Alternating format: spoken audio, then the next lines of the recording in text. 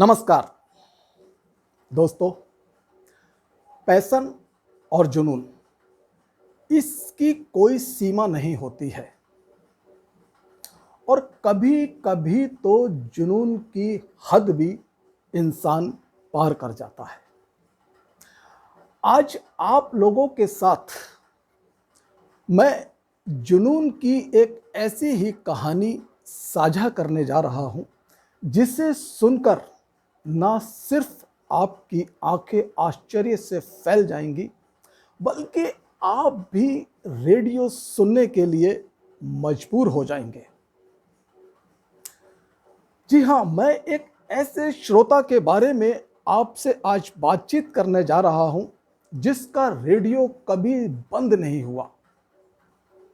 यानी कि बचपन से जब से उसने होश संभाला और रेडियो सुनने की उसके अंदर समझ आई, तब से उसकी रेडियो सुनने की ललक दिन ब दिन बढ़ती चली गई।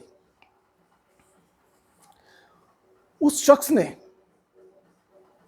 आकाशवाणियों के हर उतार चढ़ाव को, हर रंग और ढंग को बाखूबी समझा और जाना है।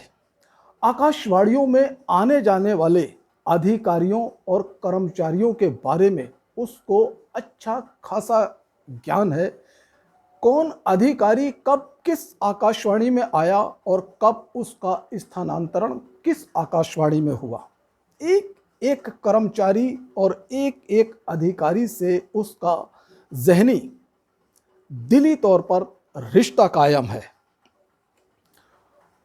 और ऐसा अटूट रिश्ता उसका आकाशवाणी के साथ जुड़ गया है जो शायद कभी टूटने का नहीं। सिर्फ उसका ही रिश्ता आकाशवाणी से कायम नहीं हुआ है, बल्कि आकाशवाणी का रिश्ता उससे भी कायम हो गया है। आकाशवाणी ने ऐसे श्रोताओं के लिए स्पेशल कार्यक्रम भी तैयार करे जिसमें वो ऐसे अपने नियमित श्रोताओं को बुलाते हैं, उनसे समय समय पर बातचीत करते हैं और अपने आकाशवाणी केंद्र से प्रसारित होने वाले कार्यक्रमों के बारे में जानकारी लेते हैं कि उनके हिसाब से कौन सा कार्यक्रम अच्छा चल रहा है, किस कार्यक्रम के प्रति उनके क्या विचार हैं। ये समय समय पर उनके साथ होता रहता है और उनके साथ जो भी वार्ता की जाती है उसे बाकायदा प्रसारित भी किया जाता है ताकि और श्रोता उनके विचारों को सुनकर मोटिवेट हों और उनकी आकाशवाणी और रेडियो के प्रति श्रद्धा और बढ़ जाए। दोस्तों, ऐसे जुनूनी श्रोता का नाम है अनोखेलाल मौर्य। ये नाम आज किसी की पहचान का मोहताज नहीं है। देश में जितनी भी हिंदी की आकाशवाणी केंद्र हैं, हर केंद्र का श्रोता अनोखेलाल मौर्य के नाम से वाकिफ है। हर आकाशवाणी केंद्र अनोखेलाल मौर्य की इज्जत करता है और उसको सम्मान देता है। दोस्तों, अनोखेलाल मौर्य ने जब पहला खत आकाशवाणी के लिए लिखा पत्रोत्तर कार्यक्रम में, और उनका पत्र उस कार्यक्रम में जब शामिल किया गया, तब अनोखेलाल मौर्य का मनोबल आप अंदाज़ा लगाइए कितना बढ़ गया होगा।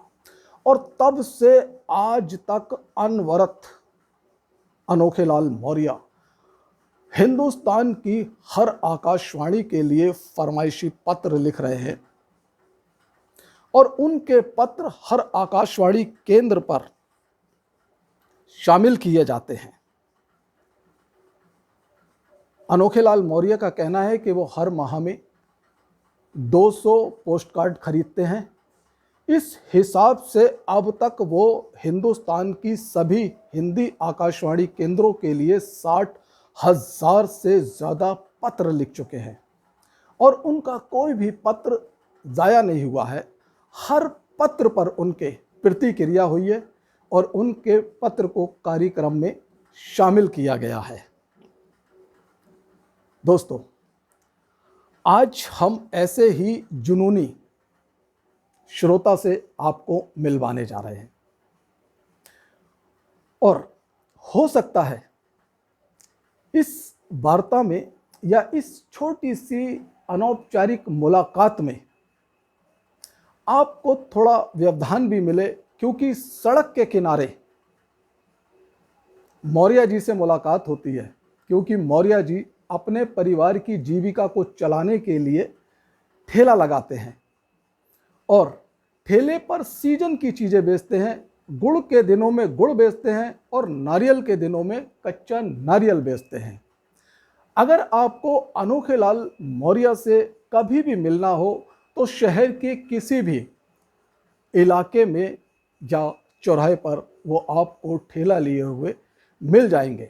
लेकिन अनोखे लाल मौर्य की एक सबसे बड़ी खासियत यह है कि उनका रेडियो उनके ठेले पर हर समय बजता रहता है। उन्हें किसी पर्टिकुलर कार्यक्रम का इंतज़ार नहीं रहता है, बल्कि उनका रेडियो अनवरत चलता रहता है, कार्यक्रम कोई भी हो। ग्राहक आते हैं, सामान खरीदते हैं और अनोखे लाल जी के रेडियो को सुनते हैं और चले जाते हैं। अनोखे लाल जी अपने ठेले के पास खड़े होकर पत्रोत्तर कार्यक्रम के लिए या फरमाइशी कार्यक्रम के लिए जो उन्हें कार्ड भेजने होते हैं, चिट्ठियां भेजनी होती हैं, उन पर मोहर लगाते रहते हैं और अपना काम करते रहते हैं। उन्होंने दर्जनों कार्यक्रमों की मोहरें तैयार कर रखी हैं, जिन्हें वो अपने ठेले पर खड़े होकर लगाते हैं और वहीं पोस्ट ऑफिस में उनको पोस्ट कर देते हैं। साथियों, ये बहुत बड़ी बात है। एक श्रोता का जुनून रेडियो के प्रति इस हद तक हो जाना या उससे रेडियो से इतना प्यार करना बहुत बड़ी बात है। तो आइए अब इंतज़ार की घड़ियों को समाप्त करते हैं और मिलवाते हैं अनोखे लाल मौर्य जी से। लेकिन हाँ, कुछ आवाज़ में डिस्टर्बेंस आएगा, क्योंकि सड़क पर गाड़ियों की आवाजाही, वाहनों का आवागमन निरंतर लगा रहता है। इसलिए हो सकता है कि कुछ आवाज़ में व्यवधान उत्पन्न हो, उसको नज़रअंदाज करें और मिलते रहिए अनोखे लाल मौर्य से, जो बहुत ही जुनूनी श्रोता हैं। तो आइए, जब आपका नाम आकाशवाणी रेडियो से बोला जाता है तो जी बराबर सुनते रहते हैं, बराबर अच्छा लगता है। वहाँ का नाम आता है। सन 93 में हमारे एक पत्र शामिल हुआ पत्रोत्तर कार्यक्रम में, तो हमें बहुत ही खुशी हुई। उसी द्वारा हम जुड़ गए आकाशवाणियों से और बराबर हमारे पत्र शामिल होते रहते हैं। सबसे पहला पत्र आपका 1993 में था? जी जी जी। आकाशवाणी बरेली के लिए? जी जी। रामपुर भी डालते हैं आप तो लेटर? आप तो रामपुर भी, नजीमाबाद भी डालते हैं सर। लखनऊ भी जाता है आपका, विविध भारती भी जाता है? जी जी, विविध भारती भी डालते थे। अब विविध भारती कार्यक्रम खत्म हो गए पत्र वाले, तो वहाँ डालना कम कर दिया। अच्छा। और कुछ आकाशवाणी के श्रोताओं से आप कुछ कहना चाहेंगे? मैं ये कहना चाहूँगा, आकाशवाणी में जुड़िए और सुनेंगे तो आपको बहुत मनोरंजन मिलेगा और बहुत जानकारियाँ मिलेंगी। बहुत सी दिमाग की टेंशनें दूर होंगी आपकी।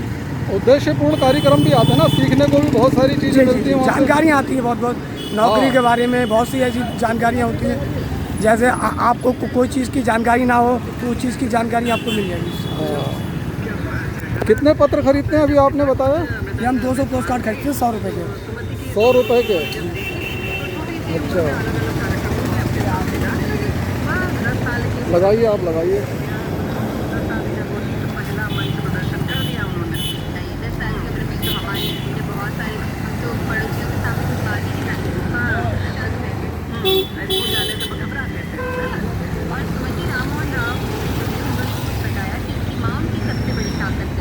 था। 14 बच्चों का परिवार था तो आर्थिक थोड़ी खास नहीं, और ऐसे में उनकी जो रुचि थी उसको आगे बढ़ाना बड़ी बात थी, मुश्किल।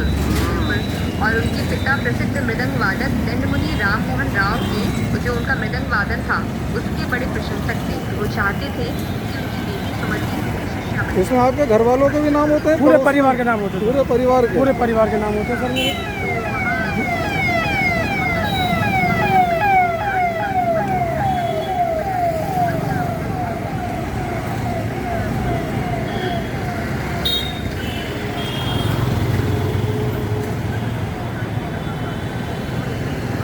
नहीं है बात के लिए।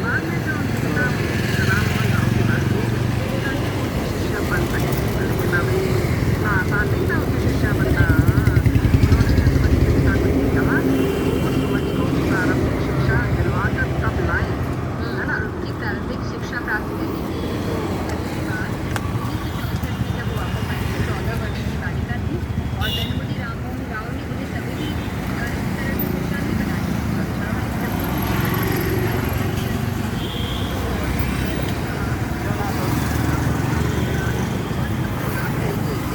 ज़रूर उन्हें इतना अच्छा लगा उनकी जो बातचीत के प्रति जो प्रेम था और इसे सुनकर प्रभावित होकर उन्होंने वहीं पर मतलब भविष्यवाणी कर दी थी लेकिन नाम जरूर करेंगे।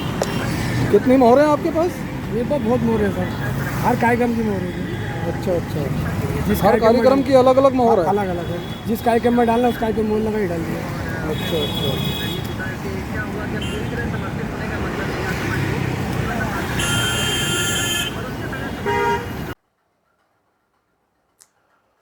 हर दिल अजीज, खुश मिजाज और मिलनसार तबीयत रखने वाले अनोखे लाल मौर्य जी से मिलकर आपको कैसा लगा, हमें कमेंट बॉक्स में ज़रूर बताइएगा। और हाँ, अनोखे लाल मौर्य की इस कहानी को ज़्यादा से ज़्यादा लाइक और शेयर कीजिए। अगर आप हमारे चैनल पर नए हैं तो प्लीज़ प्लीज़ इस चैनल को सब्सक्राइब ज़रूर कीजिएगा। नमस्कार।